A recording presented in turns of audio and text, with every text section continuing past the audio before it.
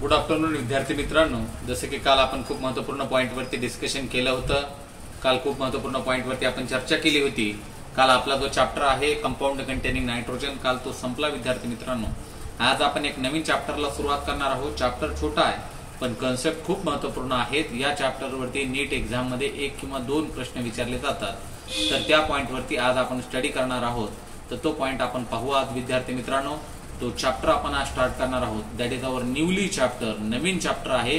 That is a polymer. त्या polymer chapter विषयी विद्यार्थी मित्रांनो आज आपण स्टडी करणार आहोत. मी जनरली तुम्हाला एक ओव्हरलुक सांगतो अशा प्रकारे.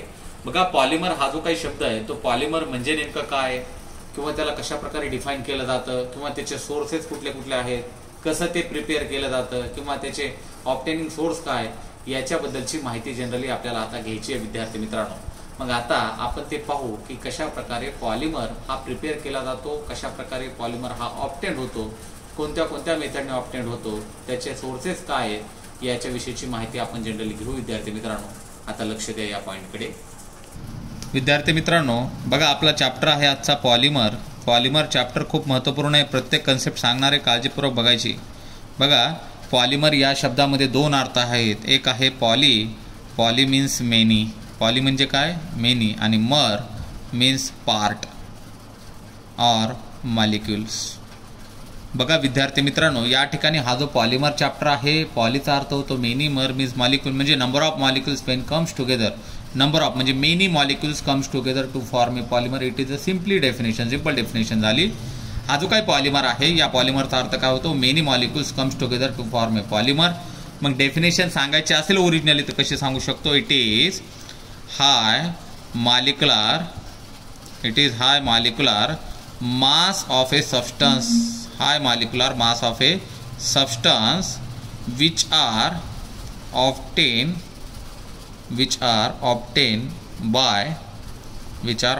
by number of smaller units. जेव्हा नंबर ऑफ स्मॉलर युनिट एकत्र येतात आणि एकत्र आल्याच्या नंतर एक हाय मॉलिक्युलर मास ऑफ ए सबस्टन्स तयार करतो, त्याला आपण त्या ठिकाणी म्हणतो पॉलिमर. किती सिंपल डेफिनेशन आहे. It is high molecular mass of A substance which are obtain by the combination of number of smaller unit. म्हणून कॉम्बिनेशन हा शब्द त्याच्यामध्ये इंट्रोड्यूस करू. Combination of number of smaller unit म्हणजे समजा उदाहरणार्थ माझ्याकडे एक मॉलिक्युल आहे ज्याचं नाव आहे इथिन. काय नाव आहे, इथिन. हा इथिन जो काही आहे दॅट इज अ मोनोमर. हा इथिन एक मोनोमर आहे.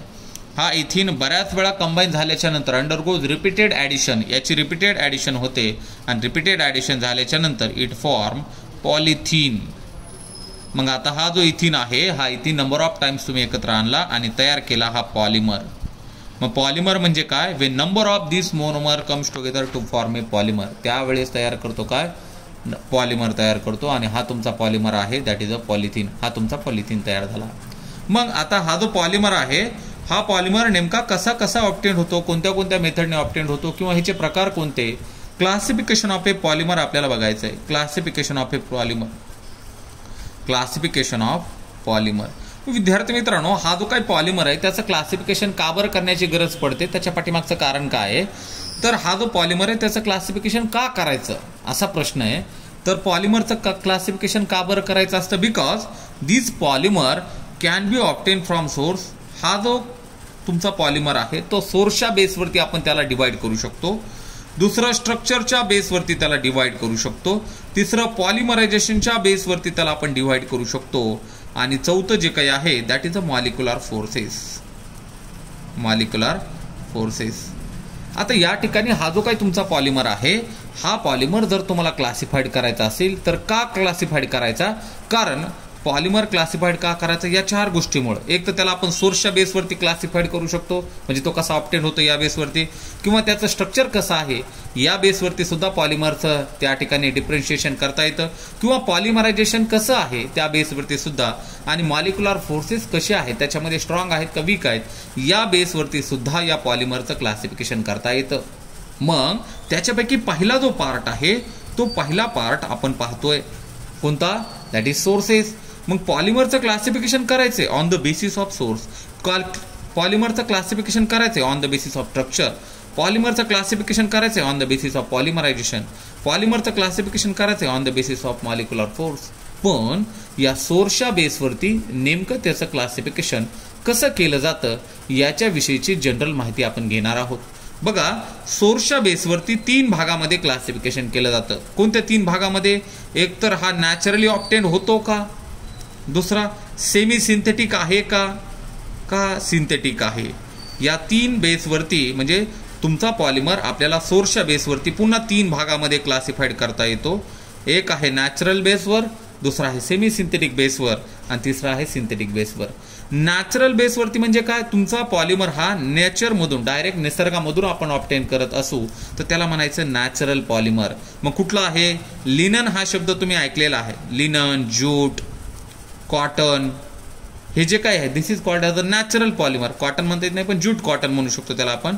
सोर्सच्या बेसवरती म्हणजे अशा प्रकारचे पॉलिमर जे नेचरमधून ऑब्टेन होतात त्याला म्हटलं जातं नॅचरल पॉलिमर.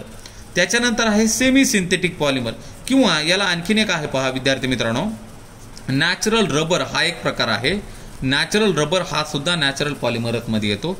आता synthetic polymer, semi synthetic polymer म्हणजे काय की नॅचरल रबर किंवा नॅचरल जे काही पॉलिमर आहे ते मिळवायचे आणि त्यांच्यामध्ये थोडंफार केमिकल ॲड करायचं, त्याची स्ट्रेंथ वाढवायची आणि मग अशा प्रकारचं जे काही पॉलिमर असतं त्याला म्हटलं जातं semi synthetic polymer. The polymer which are used by natural polymer. Natural पॉलिमरचा यूज करून जर पॉलिमरची स्ट्रेंथ आपण वाढवत असू तर त्याला त्या ठिकाणी म्हणायचं semi synthetic polymer. For example vulcanized rubber. आता हे पुढं आपल्याला येणार आहे विद्यार्थी मित्रांनो, आता फक्त तुम्हाला लक्षात ठेवायचं आहे. त्याच्यानंतर आहे सिंथेटिक पॉलिमर. सिंथेटिक पॉलिमर म्हणजे काय? The polymer which R obtain in chemical laboratory. जे लॅबोरेटरीमध्ये ऑब्टेन केले जातात पॉलिमर त्याला म्हटलं जातं सिंथेटिक पॉलिमर.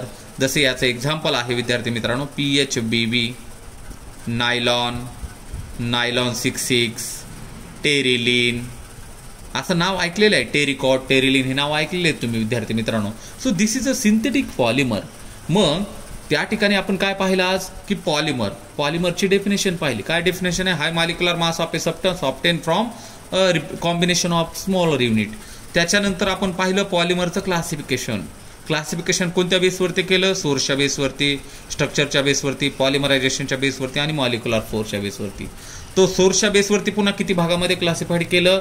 3 भागामध्ये. नॅचरल, सेमी सिंथेटिक आणि सिंथेटिक 3 भागामध्ये त्याचं क्लासिफिकेशन आपण केलं आणि त्याचे एक्झाम्पल सुद्धा बघितले. आता विद्यार्थी मित्रांनो आता या ठिकाणी याच्यावरचा जो काही पार्ट आहे याच्यावरती परीक्षेला कुठला प्रश्न विचारला मी तुम्हाला सांगतो. तुम्हाला सर्वांना नोट्स बघायची आहे तर तुम्ही काय करायचं, नोट्स मध्ये बघायचं विद्यार्थी मित्रांनो. आता जे सांगितलं मी सोर्स, त्या सोर्सवरती परीक्षेला प्रश्न विचारला होता which of the following is the natural polymer. खालीलपैकी कोणता नॅचरल पॉलिमर आहे असा प्रश्न परीक्षेला आलेला आहे. मग त्याच्यामध्ये एक्झाम्पल वेगवेगळे येऊ शकतात. ज्यूट येऊ शकतं, लिनन येऊ शकतं, काही पण येऊ शकतं.